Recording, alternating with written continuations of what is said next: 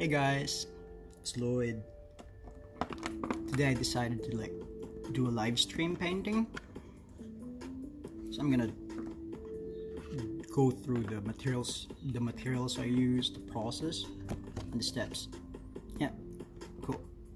So I'm starting off with I got this from Eckersley's. It's a tiny watercolor postcard thing. So it's watercolor, 300 GSM, kind of pretty thick. Cold pressed. I like working with cold pressed because cold pressed paper means it's smoother, and it needs less paper to saturate the watercolor. So these are really tiny. I think these are A3 size. So I just turn them off. Working with that.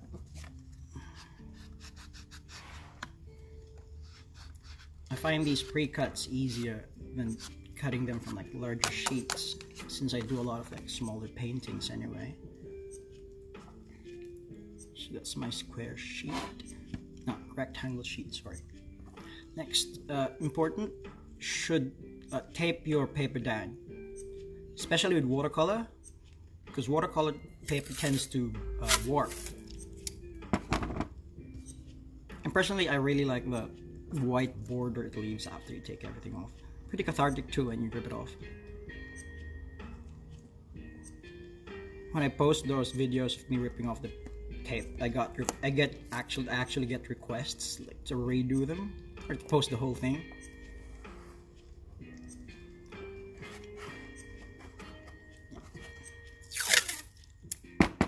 So just taping down the corners. Sorry, the edges to the board. Make sure it's flush, tight.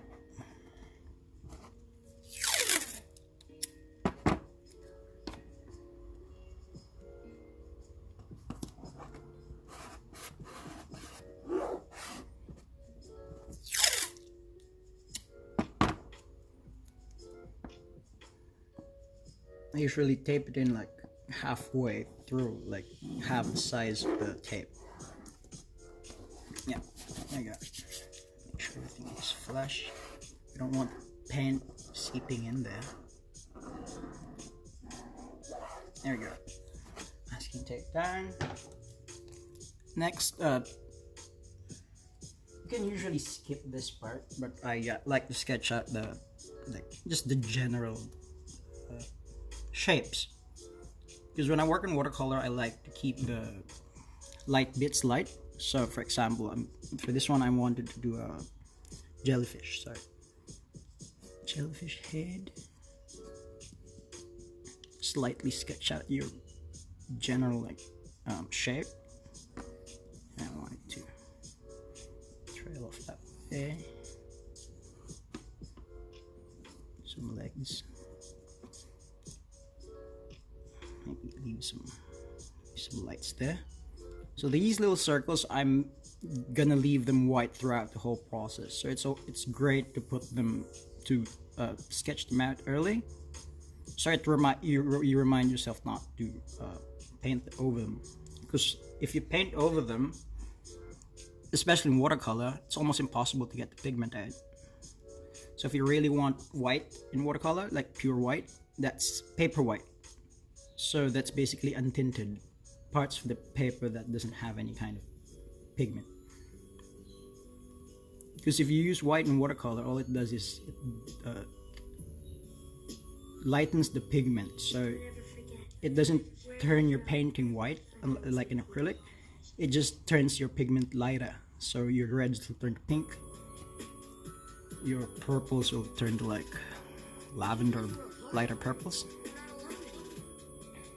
Cool. Maybe some bubbles here. Fish. Yeah. I mean, you can go crazy with your details, but for me, I just like to sketch out the general shape of it. Cool. Now, paints. I've had this set for 15 years now. No, I don't know. I had this since university. all I've been doing is just swapping paints out, because you can buy like refills.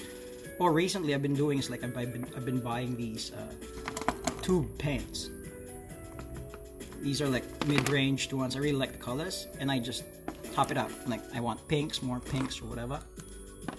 But this is the perfect travel size for me. So an old prank set. I don't even know if you can get a set like this anymore. I've been looking. Maybe online. It's getting pretty expensive, so I think it's been discontinued. So I'm hanging on to this one. The first step I do before I start painting is actually like to choose my palette. So with that, you can use your the lid of your paint, your watercolor paint thing to mix your paints. But having a separate mixing plate actually helps, because you can mix in your colors that way, and the colors will stay. You don't have to remix it, and like there's a chance that you won't be able to mix the same color and it will look off. Like, yeah. So that's my mixing plate there. For brushes, I just have an assortment, like just round ones I've been collecting over the years, and it's like particularly long, thin one. I like that one for the randomness of the stroke, and I'm gonna be using a thick brush just to cover most of the edges, because it'll take forever to use the smaller brushes for that. Cool. So since we're using watercolor, obviously we're gonna use water. Just regular water in a jar. Check my brushes in there, and then corner. Mixing plate ready, and my paint. Cool, let's get started. So for this one, I want to do like I don't want to use blue for the background, because it's like generic water. So I'd like to use a bit of pink. Let's just get some water on your brush, mix that in. So first, for my approach to the first strokes would be like a ton of water and not a lot of pigment, and you just work your way, you work darker from there. So just make sure you got a ton of water in there, and just start.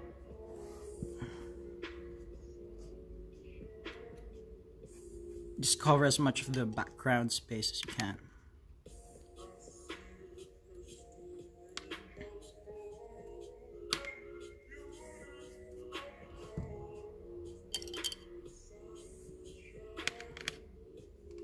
The corners, the edges. I really like saturating the edges, because the way it bunches up, the pigment bunches up to the tape.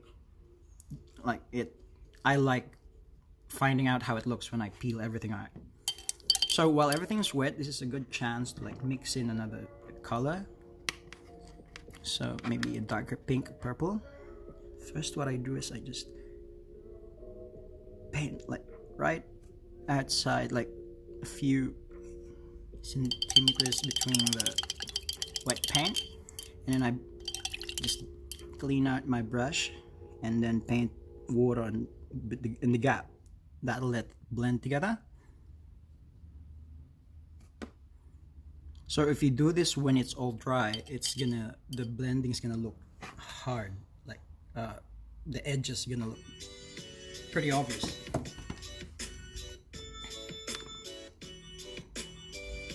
So just some hints of purpley. Yo. Guy?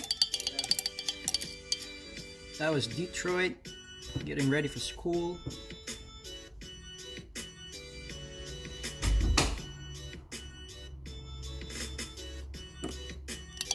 Cool. So now what I want to do next is just clean out the edges for the jellyfish with the background. Not too tight, just make sure it's defined, the shape's defined. I especially like doing that with these little bubble things. Just make little tiny pockets of clean paper.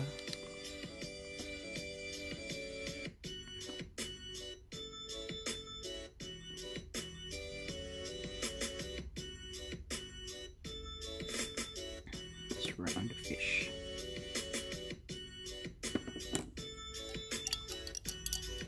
That's pretty annoying. Let me just change my music up. Sorry.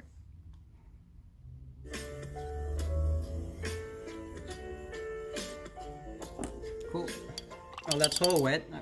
You don't want to overwork your paper, because if you use too much water, or if you work it while it's wet, your paper's gonna rip. The top layer is gonna rip, and it's gonna be rough. I usually just start over it when that happens, so I'm really careful not to overwork my paper. For the jellyfish, I think a nice color would be maybe some blue, just to have it reversed. So jellyfish would be blue, and the background pinkish red. How does the jellyfish look like? So dome would be just rounded. It's easier to have reference at this point. Just look at photos of jellyfish. You don't have to look at. You don't have to copy it specifically, but it does help.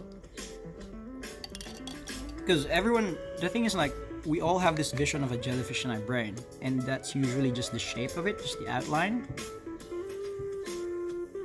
So when it comes to the shadows and like even the translucency of the bits, it's really good to have reference. So I remember having these little bubbles I left in earlier. Just paint around them. Need more pigment.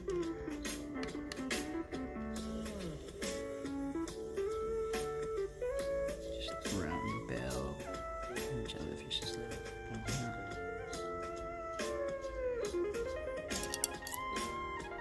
At this point, you just want to cover up as much of the white spaces as you can. And then when it dries out, we'll go back and like do more of the detail.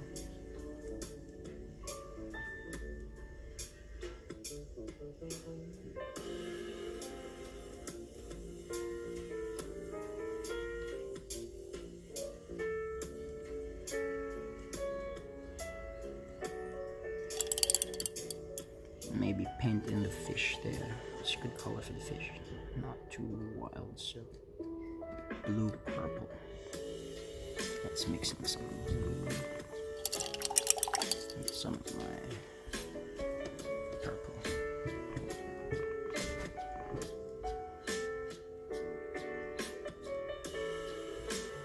Yeah. Maybe mix that in with the jellyfish at this point, since it's so wet.